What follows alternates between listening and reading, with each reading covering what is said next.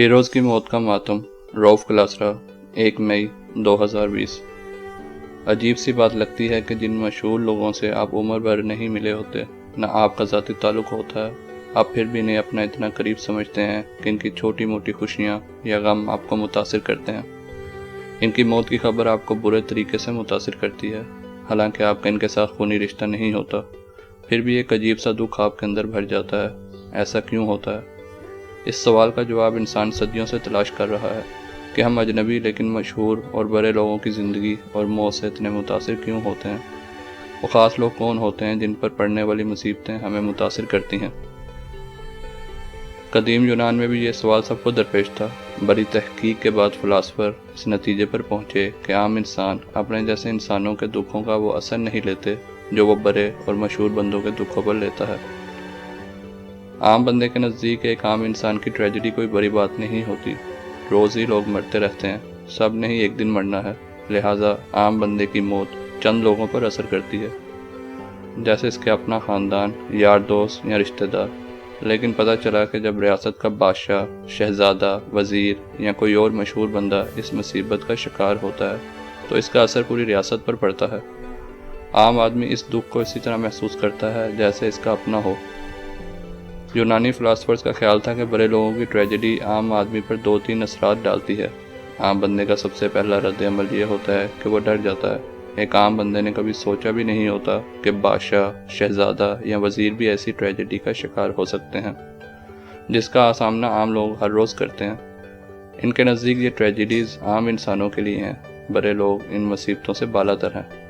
ان کا life style, ان کی عمارت اور شان و شوکت دیکھ کر یہ سوچتے ہیں کہ ان خاص لوگوں پر قدرت کا خاص کرم ہے، اس لیے تو وہ بہت اوپر چلے گئے ہیں۔ یوں جب وہ کسی بادشاہ، وزیر یا حاکم کو اپنے جیسی بیماریوں یا مصیبتوں کا شکار ہوتا دیکھتے ہیں تو وہ بہت ڈر جاتے ہیں، انہیں قدرت سے اور زیادہ ڈر لگنے لگتا ہے۔ اس طرح جب وہ کسی بڑے بندے کو اوپر سے نیچے گرتے یا صدموں کا شکار ہوتا دیکھتے ہیں تو ان کے اندر جہاں غیر یقینی اور خوف کی لہر پیدا ہوتی ہے، وہیں اس بڑے اور مشہور بندے کے لیے ہمدردی کے بے پناہ جذبات بھی پیدا ہوتے ہیں، اور یہ جذبات اکثر آنسوؤں کی شکل میں بہہ نکلتے ہیں۔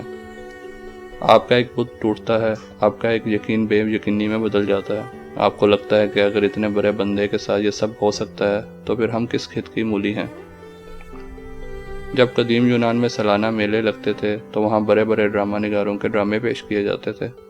اگر آپ بھی 34 کے قریب وہ قدیم یونانی ڈرامے جو جدید دنیا تک پہنچے ہیں پڑھیں تو آپ کو اندازہ ہوگا کہ ڈراموں کے مرکزی کردار سب بڑے لوگ ہیں۔ یہ ڈرامہ نگار باقاعدہ ٹریجک ڈرامے لکھتے تھے جن میں بادشاہوں کے عروج و زوال اور ٹریجڈی کی کہانیاں ہوتیں۔ اکثر یوں ہوتا کہ ٹریجک ڈرامے کا ہیرو اختتام یا زوال کا شکار ہو جاتا، مر جاتا، خودکشی کر لیتا یا آنکھیں پھوڑ لیتا۔ اسے ان تکلیفوں سے گزرتے دیکھ کر وہاں بیٹھے لوگ رونے لگ جاتے۔ ہر سال یونان میں اس میلے کا انتظار کیا جاتا تھا کہ اب کی بار لکھاری کس بڑے بادشاہ یا بڑے بندے کی ٹریجڈی ہمیں سٹیج پر دکھائیں گے۔ باقاعدہ یہ ایک بڑا ایونٹ ہوتا اور جس ڈرامہ نگار کا پلے لوگوں کو زیادہ رلاتا اسے انعام ملتا تھا۔ جب یونانی لوگ سٹیج پر کنگ ایڈیپس کی ٹریجک کہانی دیکھتے تو زاروں قطار رونے لگ جاتے۔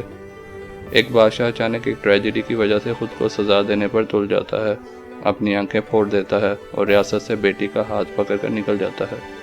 وہی بادشاہ جس نے تھیبس ریاست کے لوگوں کو ایک بلا سے نجات دلائی تھی، اس کے ماضی کے ایک ٹریجک کام کی وجہ سے اسی ریاست پر اس سے بھی بڑا عذاب آیا ہوا تھا، اور دیوتاؤں نے اسے ریاست کو بچانے کا ایک ہی حل بتایا تھا کہ وہ ریاست چھوڑ کر چلا جائے، کیونکہ ماضی میں اس نے جس بندے کو جنگل میں قتل کیا تھا وہ اسی ریاست کا بادشاہ تھا، اور اس سے بڑا انکشاف یہ کہ وہ بادشاہ اس کا باپ تھا۔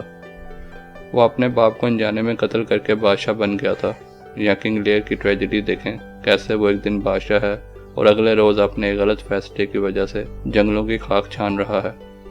یہی اگر کسی عام آدمی کا ڈرامہ ہوتا تو لوگ وہ جذباتی رد عمل نہ دیتے جو وہ کسی بادشاہ کی موت یا ٹریجڈی پر دیتے تھے۔ ڈرامہ نگار یہ نفسیات سمجھتے تھے کہ اگر ان عام لوگوں کو افسردہ کرنا ہے اور انہیں رلانا ہے تو پھر بڑے لوگوں کی ٹریجڈی سنانا ہوگی۔ وجہ یہی ہے کہ عام لوگ مشہور اور بڑے لوگوں کو کوئی مافوق الفطرت مخلوق سمجھتے ہیں جن کو عام انسانوں جیسے مسائل نہیں ہوتے۔ سڑک ہو یا جہاز، حادثات میں ہر روز ہزاروں لوگ مر جاتے ہیں، لیکن جس طرح لیڈی ڈیانا کے حادثے نے دنیا کو متاثر کیا، وہ آپ کے سامنے ہے، اور پھر یہی مشہور لوگ ہماری زندگیوں کا حصہ بن چکے ہوتے ہیں۔ یہی دیکھ لیں کہ ہزاروں لوگ پھانسی چڑھ گئے، ہمیں کسی کا نام تک معلوم نہیں ہوگا، لیکن بھٹو کا پھانسی چڑھنا ایسا عمل ہے کہ جو عام آدمی کے ذہن اور دل سے نہیں نکلتا۔ وجہ یہ تھی کہ کبھی سوچا بھی نہ تھا کہ بادشاہ کو بھی پھانسی چڑھایا جا سکتا ہے۔ ابھی عرفان خان اور رشی کپور بھارت میں فوت ہوئے ہیں۔ ان کی موت پر جس طرح کا دکھ اور افسوس پاکستان اور بھارت میں کیا جا رہا ہے وہ آپ کے سامنے ہے۔ فلموں میں ان لوگوں کو ہیروز کے رول ادا کرتے کرتے ہم سمجھ بیٹھے تھے کہ انہیں کبھی کچھ نہیں ہوگا، کیونکہ یہ عام لوگ نہیں، خدا نے انہیں اسپیشل پیدا کیا ہے۔ انہیں کوئی بیماری نہیں لگے گی، انہیں کینسر نہیں ہوگا اور نہ ہی یہ فوت ہوں گے۔ لہٰذا جب پتہ چلتا ہے کہ انہیں کینسر بھی ہے اور وہ اچانک چل بسے ہیں تو اس کا اثر شدید ہوتا ہے۔ اچانک خوف اور پھر صدمے کی حالت آپ پر طاری ہوتی ہے۔ آپ بھی ڈر جاتے ہیں کہ اگر اتنی خطرناک بیماری نے اسے گھیر لیا ہے تو آپ بھی اس کا شکار ہو سکتے ہیں۔ اگر لیڈی ڈیانا کی موت کار حادثے میں ہو سکتی ہے تو پھر کوئی بھی سڑک پر مارا جا سکتا ہے۔ اگر عرفان خان کینسر کا شکار ہو کر موت کی وادی میں جا سکتا ہے تو پھر کون بچتا ہے؟ اگر رشی کپور جیسا خوبصورت ہیرو بھی مر سکتا ہے تو پھر زندہ کون رہے گا؟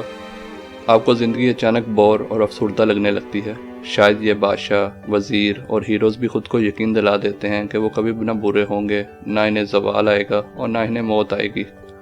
عوام بھی ان کے بارے یہی یقین کیے بیٹھے ہوتے ہیں۔ لہٰذا جس دن وہ بادشاہ اور وزیر یا ہیروز کو بھی عام انسانوں کی طرح زوال یا موت کی وادی میں اترتے دیکھتے ہیں تو جہاں افسردگی چھا جاتی ہے وہیں اندر دور کہیں ایک خوف کی لہر بھی جنم لیتی ہے۔